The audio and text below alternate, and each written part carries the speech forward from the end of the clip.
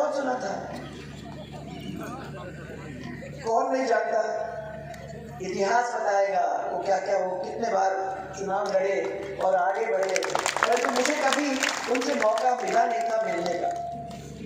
आज ये जो आपने किया है उसकी वजह से आपसे मुलाकात करने का, और जहाँ राम सिंह जी का एक वरदहस्त था वहाँ दो हो गए, तो मैं समझती हूँ कि मेरे लिए इससे बड़ा सौभाग्य और क्या हो सकता है। आज इस परिवार के बीच में मैं कोई राजनीति करने नहीं आई भाई। राजनीति एक अजीब सी अजीब और गरीब चीज होती है, इसमें बहुत उतार चढ़ाव होते हैं भाई, और मैं मानती हूँ कि इसके अंदर खाली दिमाग से नहीं, इसके अंदर दिल से भी राजनीति करने की जरूरत होती है, क्योंकि जब दिल उसके अंदर जुड़ जाता है तो लोगों के कष्ट, लोगों के आंसू पहुंचने का मौका और उनकी खुशी में शरीक होने का मौका हम सब लोगों को मिल जाता है।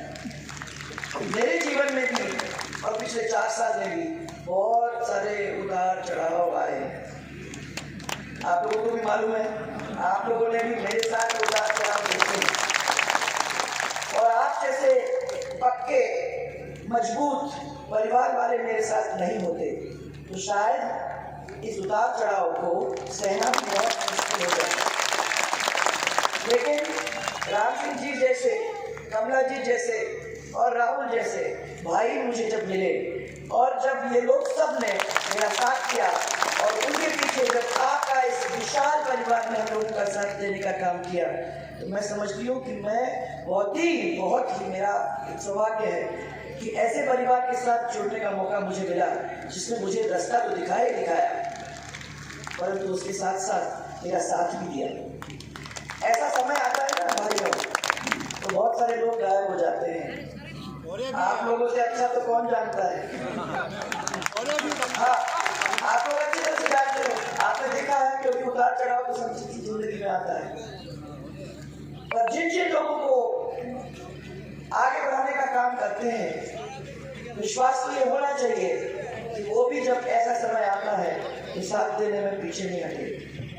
आज मुझे सिर्फ इतना ही कहना है कि उस समय के अंदर राम सिंह जी कभी पीछे नहीं हटे, वो हमेशा मेरे साथ थे।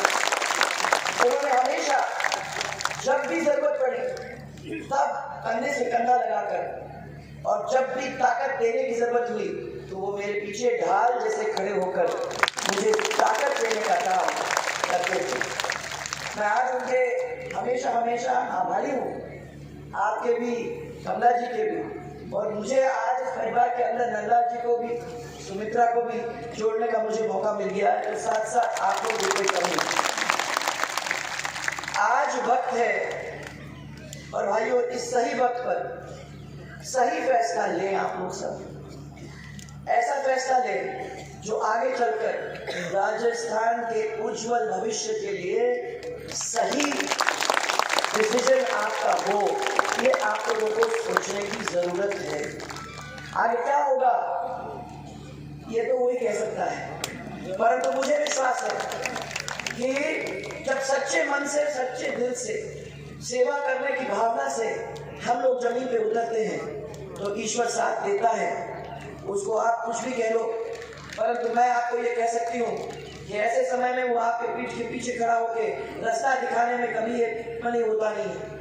आप आगे चलते रहोगे, आप लोग सब, वो काम आपके पूरे होते रहेंगे। मौका मिलेगा तो हम जो 3 जन यहाँ खड़े हैं और वो जो 3 जन पीछे हमारे बैठे हैं, और ये बड़ी फौज जो यहाँ और वहाँ बैठी है, ऐसा जो भी सपना होगा आपका, उसको पूरा करने का ये हमारा भी बहुत बड़ा काम और बहुत बड़ी जिम्मेदारी है। राहुल, आपने बात की अपने प्रदेश की बहुत सारी मुसीबत और अपने क्षेत्र की मुसीबतों के बारे में।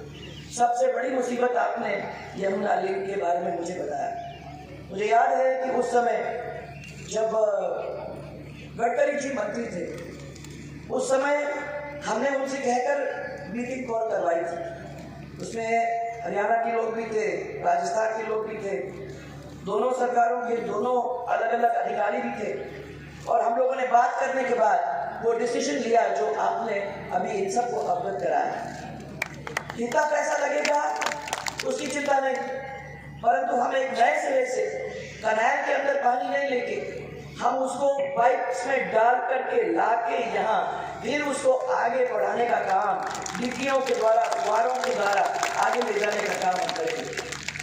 परंतु डीपीआर तो बन गई, सब कुछ हो गया, इतने में सरकार चली गई और मैं समझती हूँ कि अब फिर हम लोगों को मौका मिलेगा तो जो मुसीबतें आपको सता रही हैं, जिसमें ये पानी की बहुत बड़ी मुसीबत है, वो मुसीबत को सुलझाने का काम हम लोग मिलकर करने की पूरी कोशिश करेंगे।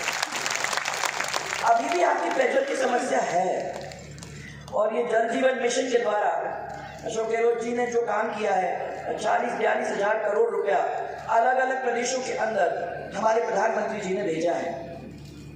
परंतु जिस तरीके से राजस्थान के अंदर इस पैसे को इस्तेमाल किया जा रहा है, उससे हम सबको शर्म आनी चाहिए। जो हमारे गौरव पद बने थे, जो काम हम लोगों ने किए थे, वो सब तहस नहस गाँव के अंदर करने का काम इस जल जीवन मिशन के द्वारा हुआ है।